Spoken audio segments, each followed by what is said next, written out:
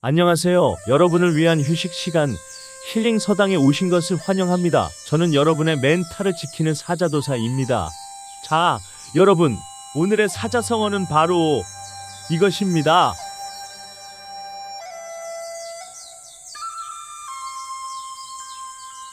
옛날 어느 깊은 산골, 세상에서 가장 아름다운 푸른색을 만들어내기로 유명한 염색장인 목노인이 살고 있었습니다. 그는 쪽이라 불리는 평범한 초록색 풀에서 신비롭고 깊은 푸른빛을 뽑아내는 천하제일의 기술자였죠. 그러던 어느 날 배움에 목마른 소년 청이가 찾아와 목노인 앞에 무릎을 꿇고 제자가 되기를 간절히 청했습니다. 하지만 스승은 기술을 바로 가르쳐주지 않았습니다. 청이는 3년 동안 물을 깃고 장작을 패며 묵묵히 뒷바라지를 했습니다. 드디어 첫 수업날 목노인은 커다란 나무통 앞에 청이를 세우고 쪽풀을 물에 담가 색을 우려내는 법을 가르치기 시작했습니다. 청아, 보아라.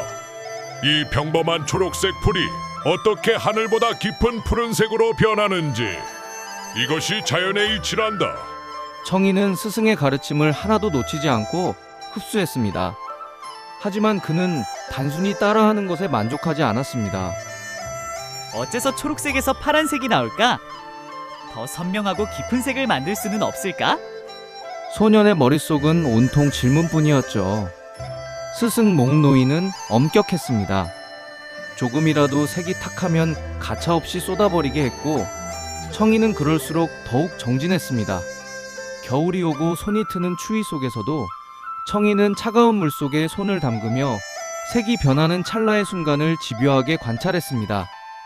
사실 이 이야기는 위대한 철학자 순자가 남긴 권학편에서 시작됩니다. 배움이 인간을 어떻게 변화시키는지 강조한 대목이죠. 순자는 말했습니다.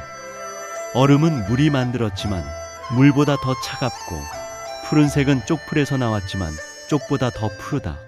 청이는 스승 몰래 쪽풀의 발효 시간을 조절하고 특정 나무에 재를 섞어 색의 선명도를 높이는 자신만의 실험을 시작했습니다. 물론 실패의 연속이었습니다. 색이 아예 나오지 않아 옷감을 버리기도 하고 밤을 지새우며 홀로 눈물을 훔친 적도 많았지요. 하지만 청이는 포기하지 않았습니다. 스승이 닦아놓은 기본이라는 토대 위에 자신만의 열정과 응용력을 한 방울씩 더해갔습니다. 세월이 흘러 어느 날 목노인은 마당에 걸린 비단을 보고 그 자리에 얼어붙고 말았습니다. 눈을 의심할 수밖에 없었죠. 그것은 평생 염색을 해온 장인조차 본 적 없는 하늘보다 깊고 바다보다 선명하며 보석처럼 빛나는 신비로운 푸른색이었습니다. 목노인은 떨리는 목소리로 청이를 불렀습니다. 이것을 정말 네가 만들었느냐? 내 기술을 넘어서는 이 색은 대체 어찌 된 것이냐? 청이는 겸손하게 머리를 숙였습니다. 스승님의 가르침이 없었다면 시작조차 못했을 것입니다. 그 가르침 끝에서 길을 찾았을 뿐입니다. 목노인은 질투 대신 호탕한 웃음을 터뜨렸습니다. 장하구나. 제자가 스승을 이기는 것만큼 스승에게 기쁜 일은 없느니라.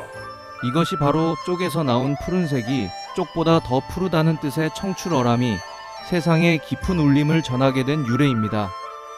이후 청이는 나라 최고의 염색사가 되었고 스승인 목노인의 이름을 더욱 빛내며 전설적인 장인의 반열에 올랐습니다.